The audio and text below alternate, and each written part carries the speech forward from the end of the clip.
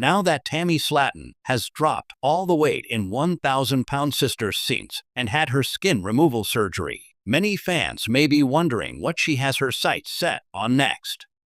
According to Tammy, she is ready to hit the road and conquer driving, and she even revealed her dream car. So, what did she have to say? 1,000 lb sisters. Tammy Slaton turned her life around in a big way. As 1,000-pound sisters fans have seen, Tammy Slaton completely turned her life around once she finally decided to get in gear with her weight loss and lifestyle changes. Tammy was as stubborn as can be, and she had been this way for years before she turned over a new leaf. As 1,000-pound sisters fans saw in the Season 7 finale, Tammy Slaton did enough to where she was finally able to get her skin removal surgery. This is something she wanted for years. After all of the delays and setbacks, she was finally able to make this a reality, and she looks like a completely different person today. There has been a lot of speculation surrounding Tammy Slaton of late, with rumors suggesting that TLC could give her a show of her own.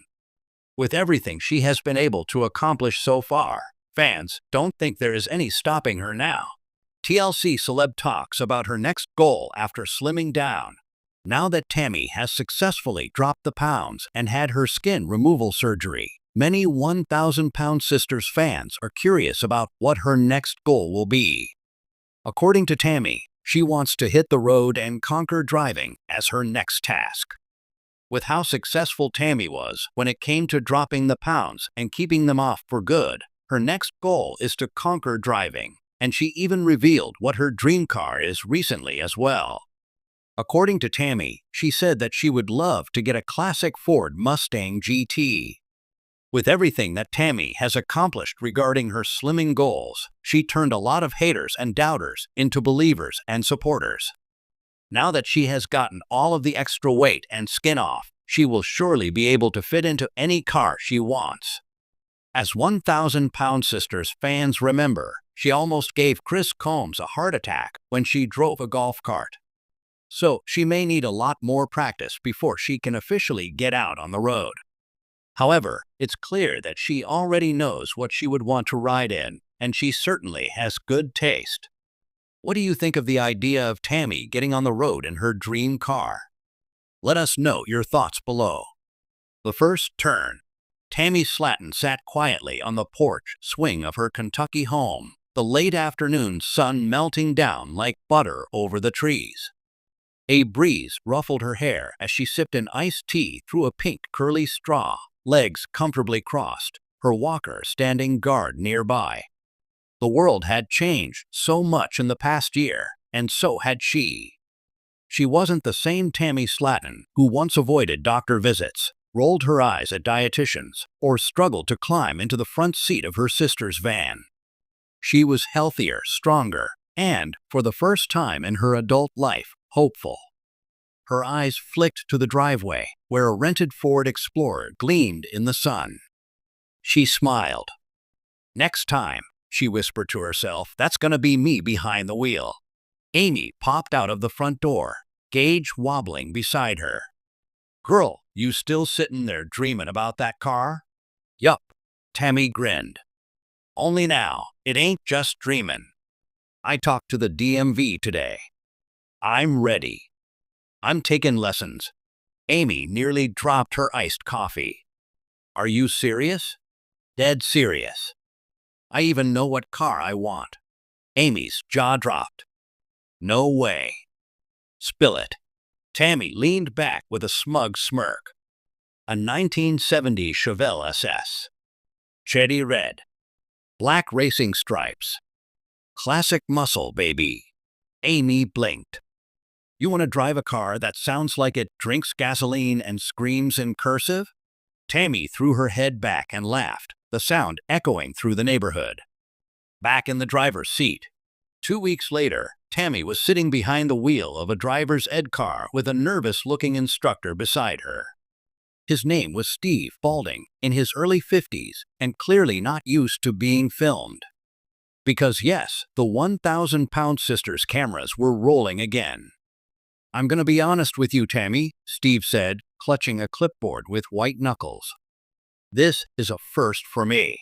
Tammy adjusted the seatbelt over her chest and gave him a side eye. You scared? He blinked. No, no.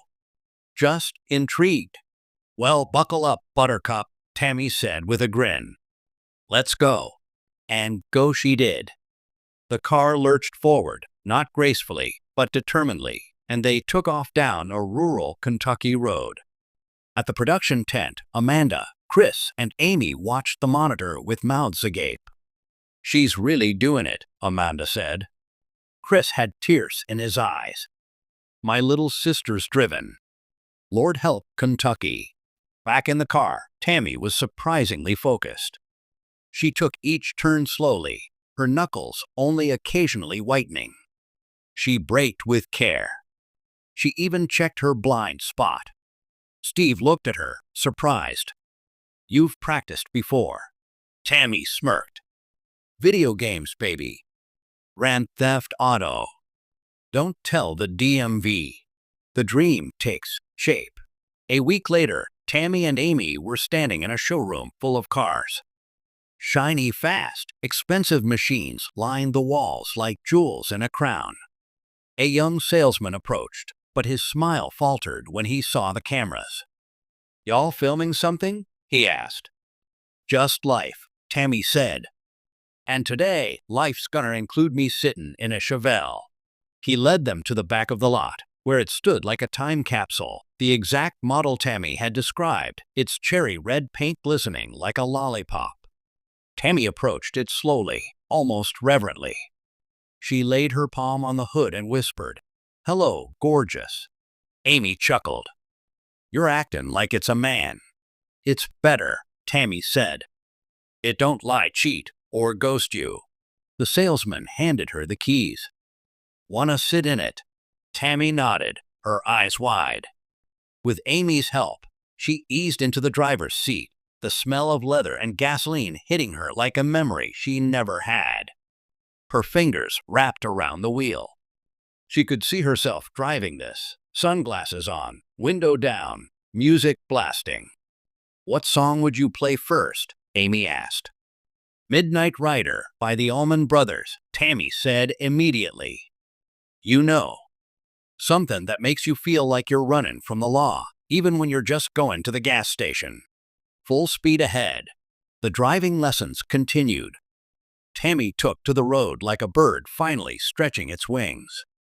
There were hiccups, stalling out at a stop sign, accidentally hitting the windshield wipers instead of the turn signal, and once, almost running over a mailbox. Thankfully, it was plastic. But she improved. Every week brought more confidence. She started practicing on back roads with Chris in the passenger seat. He wasn't exactly a calming influence. You're going too fast. I'm at 35, Chris. Yeah, well, it feels like 80. They bickered, they laughed, and they bonded in ways they hadn't since childhood. Tammy even let Amanda ride shotgun once, though she immediately regretted it. Amanda screamed the entire time. There's a stop sign, Tammy. It don't mean maybe. Still, everyone saw the change in her. She was lighter, not just physically, but emotionally. She was determined, focused, and, dare they say, responsible. Even the fans noticed. Her social media blew up with support. Tammy behind the wheel? That's the glow up I didn't know I needed. She deserves this freedom. Proud of her. That Chevelle better be ready, 'cause Tammy's comin'. The test. The day of the driving test arrived, and so did the butterflies. Tammy was unusually quiet as she ate her oatmeal and banana. Amy sat across from her, sipping coffee and trying to act casual. You good? Tammy nodded. I want this. I want to be able to go where I want. Pick up my meds. Go get groceries. Drive to Sonic without begging someone. Amy smiled. You don't gotta prove nothing to nobody. But I'll be damned if you don't pass. They hugged. Then Tammy left, flanked by Amanda and the camera crew. The DMV instructor was a no-nonsense woman named Ms. Kelsey, who reminded Tammy of a school librarian. She got in the car, clipboard in hand. "Whenever you're ready, Ms. Slaton." Tammy took a breath, started the engine, and pulled onto the road. Every second felt like an hour. She parallel parked. She changed lanes. She nailed the three-point turn. When they returned, Ms. Kelsey paused dramatically before saying, "Congratulations. You passed." Tammy's scream could have shattered glass. Licensed to thrive. A month later, the Chevelle was hers. Paid in installments with some help from the show, customized with new tires, a modern sound system, and a little monogram on the dash that read TS. She pulled into the driveway, honking the deep muscle car horn. The entire family poured outside like a swarm. Amy, Chris, Amanda, even Misty and some cousins. Tammy stepped out in sunglasses and a black leather jacket. "You a bouncer now?" Amanda joked. "No," Tammy said. "I'm the damn boss." They all laughed, but there was pride in their eyes. She took everyone for a ride. One at a time. Each trip a small victory. Each mile a reminder that freedom, real, bone-deep freedom, was something she had earned. More than a car. It wasn't just about driving. It was about reclaiming control. Tammy had spent years stuck, physically, mentally, emotionally. But now she was moving forward. Literally. Her dream car was more than just a vehicle. It was a symbol of independence, of health, of hope. She started driving to support groups, to the grocery store, to the park. One day, she even drove to a high school gym to speak to teens about body image and resilience. "I used to think I'd never get better," she told them, voice cracking. "But I did. One step at a time. 1 mile at a time." The open road. On the 1-year anniversary of her passing the test, Tammy planned a road trip solo. Just her and her Chevelle. She mapped it out, from Dixon, Kentucky to Nashville. A 3-hour drive, nothing crazy, but something she'd never done before. She packed snacks, queued up a playlist full of 70s rock and 90s pop, and hit the road.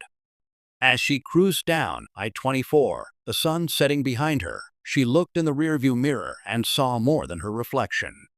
She saw every version of herself, the scared Tammy, the angry one, the sick one, the funny one, all waving goodbye. She turned up the volume on her stereo. The Allman Brothers played. She smiled.